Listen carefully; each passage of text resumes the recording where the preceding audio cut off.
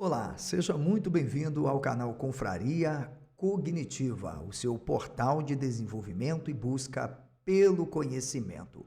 Se você ainda não é inscrito no canal, se inscreva, ative o sino para receber notificações, deixe um comentário em qualquer um dos nossos vídeos para que possamos estar respondendo em um quadro que temos aqui. Professor José Alessandro Neves responde comentários.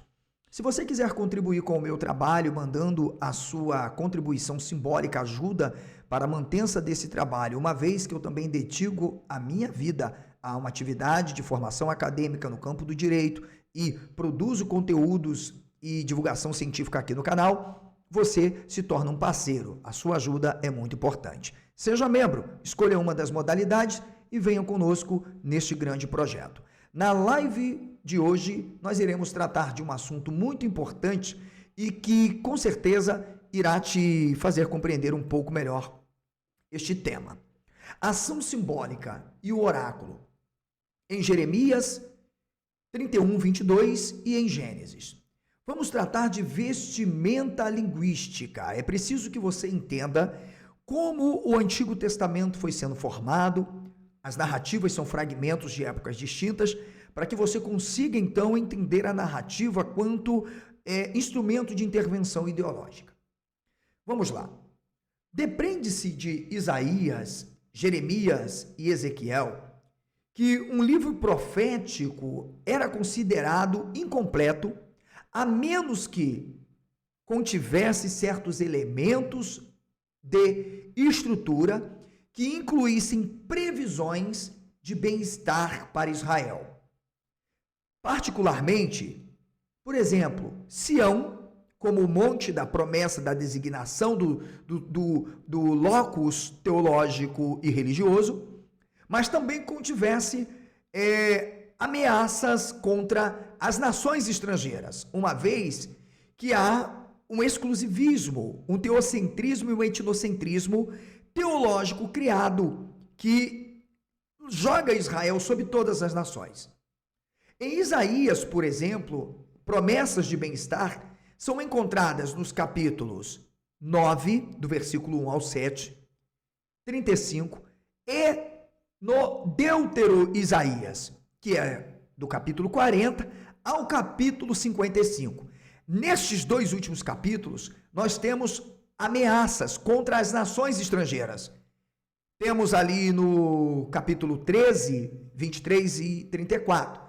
Ou seja, um tripé que demonstra como, de fato, esse aparato do oráculo imagéstico, simbólico, vai sendo construído, sempre enaltecendo Israel e contra as nações.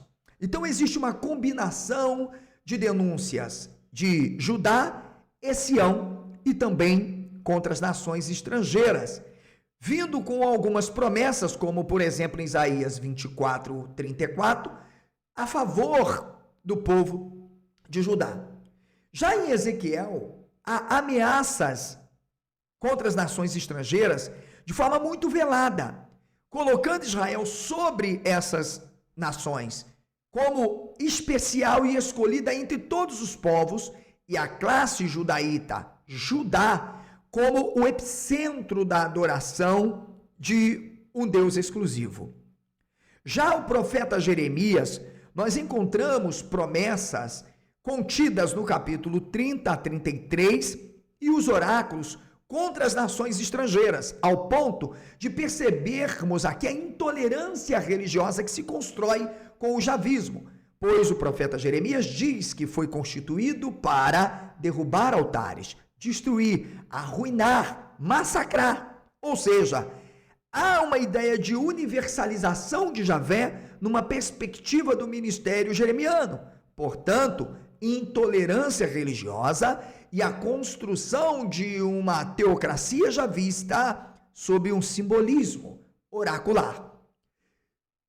Ou seja, nós temos elementos comuns nos livros proféticos que não são indicações seguras de que os profetas Isaías, Jeremias e o próprio profeta Ezequiel tenham proferido de fato essas promessas. O que nós acadêmicos, estudiosos que lidamos com o indiciarismo, com análise intertextual, compreendemos, sobretudo, indiciária, é o fato de que temos tradições posteriores que vão construindo essas narrativas, inclusive pós-exílio, para controlar a história do povo e o povo.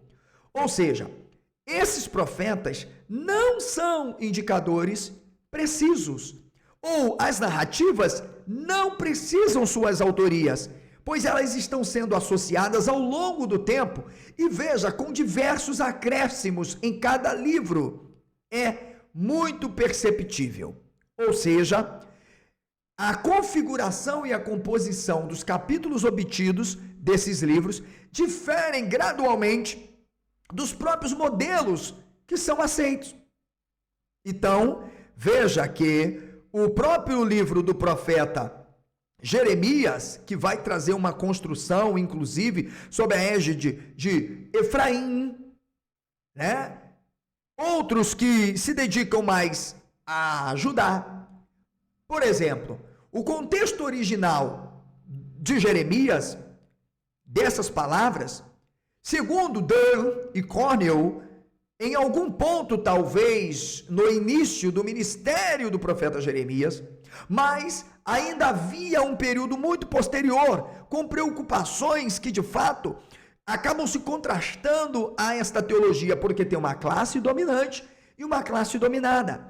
Existem aqueles que vivem no campo e querem continuar a adoração a Baal, a El, aos deuses de seus ancestrais, em detrimento daquela tradição de sacerdote jeremiana que quer estabelecer uma teologia centrista.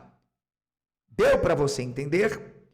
Ou seja, nós temos hoje, claramente, conforme o próprio Weiser, sobre Judá e Sião, as tradições, por exemplo, jeremiana, mostrando que Judá é, na verdade, a matiz clara que irá conduzir todo o Israel. Jeremias 31, por exemplo, versículo 22 diz: até quando andarás errante, ó filha rebelde? Porque o Senhor criou uma nova coisa na terra. Uma mulher cercará um homem. Opa! Gênesis não existia, não havia texto de Gênesis nenhum formado. Portanto, percebemos que a tradição de Gênesis é uma tradição jeremiana. É por isso que o livro do Gênesis, com toda uma estrutura poético-teológica, vai construir objetivamente uma mulher num jardim, um homem no jardim, uma mulher que será dada como adjuntora e estará ao lado deste homem, cercando este homem. Portanto, Gênesis, capítulo de número 2 e 3, é tirado de Jeremias, e não o contrário. Ainda podemos entender o aparato simbólico que reveste os textos do Antigo Testamento, e mostrando que Gênesis é uma literatura ligada por fragmento a tradições sacerdotais das elites. Gênesis capítulo 2, verso 18, diz claramente que ali a mulher seria colocada como adjuntora e estaria ao redor do homem. E lembrando que a palavra que aparece cercada, ou cercada, que é sovav, ela é um rapax legomenon, significando dizer, só aparece justamente em Jeremias, e está em conexão direta com Gênesis. Então a gente pode dizer aqui que o livro de Gênesis possivelmente foi escrito por uma tradição jeremiana. Ok? Porque diz lá: e disse o Senhor teu Deus, não é bom que o homem esteja só, falei uma adjuntora idônea para ele. Olha o que disse lá Jeremias, que ora acabamos de ler, confira na sua Bíblia, Jeremias capítulo 31, verso 22. Uma coisa nova, na nova terra, será feita. Não é isso? No princípio criou Deus os céus e a terra, Bereshit bara Elohim. Entendeu? Portanto, não se trata da literalidade ou da faticidade da criação do universo, não, mas do mito de fundação poético-teológico na cosmogonia de Judá pelas elites sacerdotais. Deu para você compreender? Portanto, nós temos uma distinção entre duas explicações. A primeira é, de acordo com a narrativa, Judá vai aparecer como uma referência clara de uma comunidade que está sobre outras. Ok? Tem por objetivo alcançar um leitor tardio, ou seja, Israel do norte, que é o Israel que adora Baal, adora El, adora tudo que tem direito. Porém, Judá faz referência e busca uma percepção de que, de fato, já existia um Deus que estava sendo cultuado em Jebus ou Jerusalém. E é por isso que em Gênesis 1:27 tem: e criou Deus o homem à sua imagem, a imagem de Deus o criou, homem e mulher o criou. Todo o ensaio que vai ser o arcabouço para a construção objetiva do mito poético teológico que vai estar centrado a monarquia do templo. Deu para você entender? Quando lemos Gênesis 2:4, e são estas as origens dos céus e da terra. Aparece lá, Eler Toledot Hashamai Vehaaretz. Quando foram criados, Behabarahem, Beion, quando foram criados, no dia em que o Senhor Deus fez a terra e os céus, Adonai Elohim Eretz Veshamayim. Portanto, é um texto jeremiano, é um texto com base em toda uma riqueza simbólica do oráculo para a construção de um projeto que representasse, retratasse o domínio de Judá.